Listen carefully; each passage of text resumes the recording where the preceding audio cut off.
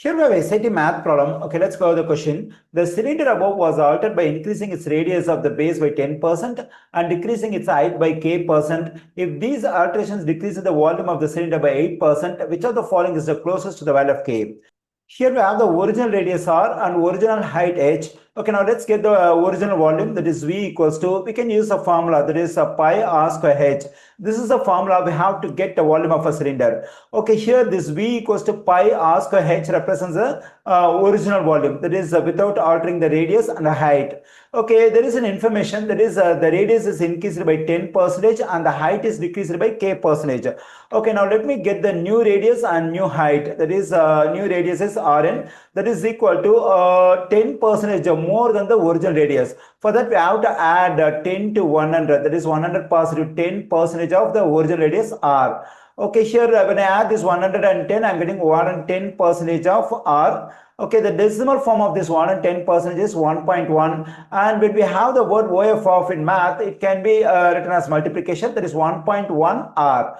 Okay, so this is a new radius. Okay, now let me find the new height, that is hn equals to get the new height, what we have to do is we have to decrease the original height by k%. So since we decrease, we have to subtract this k from 100, that is 100 negative k% of the original height, that is h. Okay, here we can write this percentage as a fraction, then we get 100 negative k divided by 100 times h.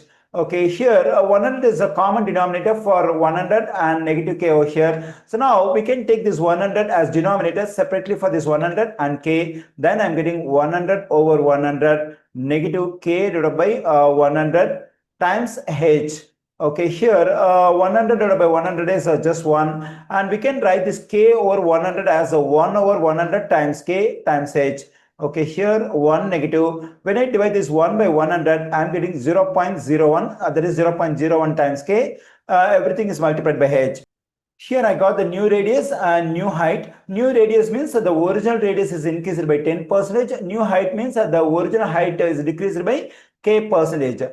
Okay, now let's consider this particular information we have over here. If these alterations decrease the volume of the cylinder by 8%, that is after increasing the radius by 10%, decreasing the height by k%, the original volume is decreased by 8%. That is the new volume equals to 8% less than the original volume. So that is 100 negative 8% of the original volume V. Okay, here Vn, that is the new volume equals to, when I subtract 8 from 100, I'm getting 92%. When I convert 92% to decimal, I'm getting 0.92. And for OF of, we can write multiplication, that is 0.92 times V. Okay, here this Vn represents the new volume, this V represents the original volume.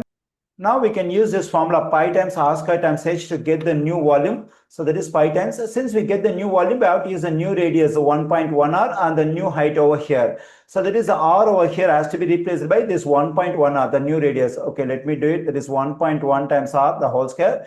And for height h over here, we have to use the new height, that is 1 negative 0.01 k times h equals to 0.92, and this V represents the original volume, that is pi r square h. We can plug in this pi r square h for V over here. Let me plug in pi r square h. Okay, here pi times, here 1.1 and r are multiplied and there is a common exponent too. Whenever two values are multiplied and there is a common exponent, what we can do is that we can take the exponent for each value separately and multiply the results. Then I'm getting 1.1 whole square times r square times 1 negative 0.01 k multiplied by h equals to 0.92 pi r square h.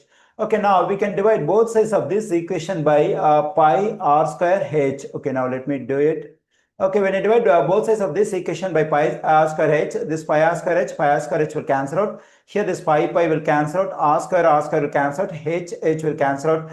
I am getting a 1.1 the whole square over here. It can be written as 1.21 because the value of 1.1 whole square is 1.21 times 1 negative 0.01 k equals to, on the right side I'm getting 0.92. Okay, now let me divide both sides of this equation by 1.21. Okay, let me do it. When I do so, this 1.21 will cancel out. I'm getting 1 negative 0.01 k equals to, when I divide this 0.92 by this 1.21, I'm getting a long decimal, that is 0.760333. I think we can round this value to the nearest hundred. Then I'm getting 0.76. Okay, now let's solve for k in this equation. Let me subtract 1 from both sides of this equation. When I do so, this positive 1, negative 1 will cancel out. I'm getting negative 0.01 times k equals to, when I combine positive 0.76 and negative 1, I'm getting negative 0.24. Okay, now let me divide both sides of this equation by negative 0.01. Okay, let me do it. When I do so, this negative 0.01, negative 0.01 will cancel out. I'm getting k on the left side. On the right side, this negative negative will cancel out. When I divide this 0.24 by 0.01, I am getting 24.